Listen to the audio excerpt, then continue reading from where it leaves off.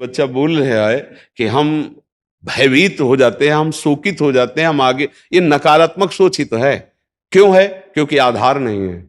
आधार हो तो फौरन उसकी काट है। भगवान है ना, प्रभु है ना, ऐसा कैसे हो सकता है? हम उनका भजन करते हैं, हम उनके आश्रित हैं, ऐसा कैसे हो सकता है? महाराज जी, ये तो सोच रख लिया और इससे हम पार भी हो गए। महाराज जी, फिर जब असफल हो जाएं उसके बाद हमारा क्या मान्यता रहनी चाहिए? सही बात पूछो तो जब आप ऐसा करोगे तो असफलता में सफलता का ही आनंद अनुभव में आएगा। सकारात्मक सोच ही जीवन का सुख है, नहीं तो दुख और सुख और जय और पराजय ये टिकाऊ नहीं है। जैसे दिन टिकाऊ नहीं है, ऐसे रात टिकाऊ नहीं, ऐसे सुख टिकाऊ नहीं है, ऐसे दुख टिकाऊ नहीं। कोई सदैव विजयी नहीं रहता, कोई सदैव हारता नहीं, कोई सदैव सुखी नहीं रहता, कोई सदैव दुखी नहीं रहता। ये क्रम चलता रहता है। दुख के अवसर पर हमें हमारे विचार बचाते हैं हमको। अभी हम अपने विचार में अपने को बीमार मान ले तो हम कल से आने लायक नहीं रहेंगे, ध्यान रखना। हम आज अब भी नहीं मानते कि हम बीमार हैं, तो हमारी निगेटिव सोच जो है ये बिना भजन के नहीं जाएगी। और अगर ये बनी रही तो अरबों रुपया हो, खूब बड़ा पद हो, पति व्यवस्था पत्नी सब कुछ हो, लेकिन नकारात्मक सोच तुम्हें चैन से नहीं रहने देगी। पक्की बात मान लीजिए। इसको सुधारना है तो सत्य पे आइए, धर्माचरण कीजिए, पवित्र चरित्र रखिए और नाम जप कीजिए, आपकी सोच बदल जाएगी। देखो, आपकी सोच अच्छी है तो आप थोड़ा कम पैसे वाले भी है ना, गरीब भी हैं, तो मस्त रहेंगे। सोच सही नहीं है तो चाहे आपके पास अरबों रुपया हो, आपका जीवन नरक जैसा रहेगा, क्योंकि आपकी सोच अशांति, कलह, नाना प्रकार की वासनाओं में, खेल में फंसाकर आपको नष्ट कर देगी। तो हमें लगता है कि बिना अध्यात्म के चिंता, भय, शोक इसका दूर होना बहुत कठिन है। नाम जप करो, चरित्र पावन रखो। आज प्रायः चरित्र को हम नहीं सुरक्षित रख रहे। ये समझ लीजिए कि चरित्रवान के पास ऐश्वर्य चरण चूमता है। चरित्रहीन चाहे आप जितना धन एकत्रित कर ले, शांति और सुख का अनुभव नहीं कर सकते। अब ये बात शास्त्र की और संतों की मानना स्वीकार करो तो अभी आनंद की अनुभूति हो जाए। हमारा चरित्र देखो, हम राम चरित्र गाते हैं।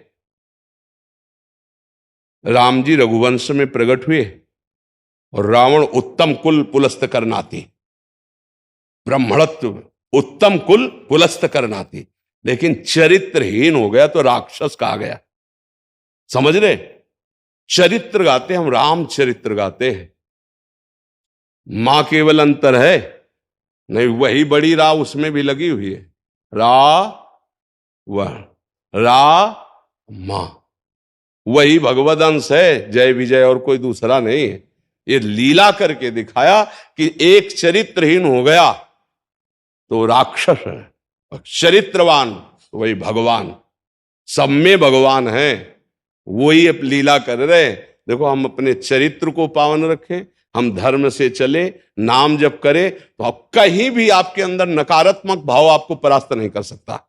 यह हमारा अध्यात्म का अनुभव की बात है। नहीं तो क्या कर दिया जाए जिससे आप बच सकते हो? सोचो, आपको क्या मिल जाए? एक ऐसा शब्द बोल दो जिससे आप निर्भय, निश्चिंत और निःशोक हो सकते हैं। एक बोलो कि ये मिल जाए तो मैं बिल्कुल निश्चिंत हो जाऊंगा और आज से कोई कामना नहीं करूंगा। बोलो, कोई एक बात बोलो। नहीं बोल सकते, क्योंकि एक के साथ हजारों बातें लगी हुई हैं। एक केवल वो है कि परमात्मा मिल जाए तो फिर सब पूर्ण हो जाए। जिसके पाने के बाद कुछ पाना बाकी नहीं रहता, जिसके जानने के बाद कुछ जानना बाकी नहीं रहता, और जिसको अनुभव करने के बाद कोई भय नहीं रहता। 5 वर्ष के प्रहलाद जी हैं, त्रिभुवनपति हिरण्यकश्यप है, सकारात्मक सोच है, मेरा हरि मेरी रक्षा कर रहा है, बाल बांका भी नहीं कर पाया, नहीं कर पाया। हाँ, अगर हमारी कभी पराजय होती तो उस समय भगवान इतना बल देते हैं, इतना सुख देते हैं कि वो पराजय क्षण में नष्ट हो जाती है, हमें शोक नहीं होता। देखो, बड़े बड़े भक्तों को पराजय का मुख देखना पड़ा। धर्मराज युधिष्ठिर अभिषेक हुआ, इंद्रप्रस्थ के सिंहासन पर चक्रवर्ती सम्राट पद पर बैठे, कपटियों ने कपट करके परास्त किया। 12 वर्ष का वनवास, 1 वर्ष का अज्ञातवास, परिणाम भारी कष्ट सहा। ऐसे महारथियों को छुप के रहना पड़ा, लेकिन परिणाम फाइनल पे आइए तो चक्रवर्ती सिंहासन पर महाराज युधिष्ठिर ही बैठे, उनके कुल में कोई नहीं रह गया। सब विनाश को प्राप्त हो गए।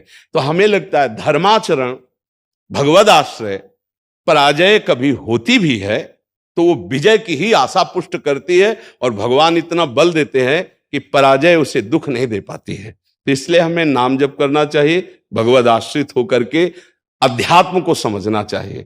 आज हमारे नवीन बच्चे अध्यात्म को नहीं समझ रहे, तो बड़ी आचरण में बड़ी अपवित्रता आ चुकी है। आप देख लीजिए कैसे कैसे गंदे अपने जीवन को इन अवगुणों से युक्त कर लिया गया, व्यसन, व्यभिचार। अब ये अध्यात्म का ज्ञान ना होने के कारण अपना नाश कर रहा है। तो चरित्रहीनता, गुणहीनता और नकारात्मक सोचें, अगर इनको हमें ठीक करना है तो हमें बहुत सावधान रहना, हमें अपने चरित्र को बचाना है। आज हमारे बच्चों में चरित्र सुरक्षित नहीं रह पा रहा है। आज बच्चों का जीवन बड़ा संकटपूर्ण जा रहा है। बात पक्की समझना, हमको जब ऐसी बात आती है तो हम दुखी होकर के बोलने लगते हैं कि आज हमारे राष्ट्र का जो ये नवीन भविष्य है ये संकटपूर्ण परिस्थिति में जा रहा है। गर्लफ्रेंड, ये बॉयफ्रेंड, ये व्यसन, ये इनको चैन से नहीं रहने देंगे।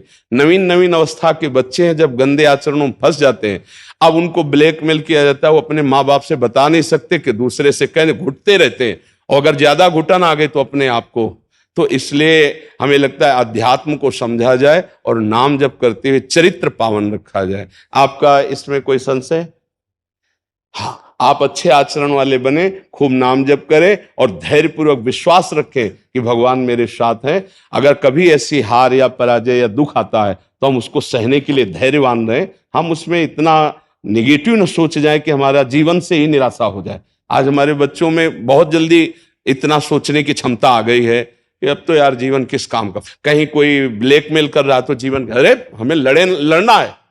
हम कल भी कह रहे थे कि बच्चों को चाहिए माता पिता से दोस्त जैसा व्यवहार करें, और माता पिता को चाहिए कि बच्चों से दोस्त जैसा व्यवहार करें।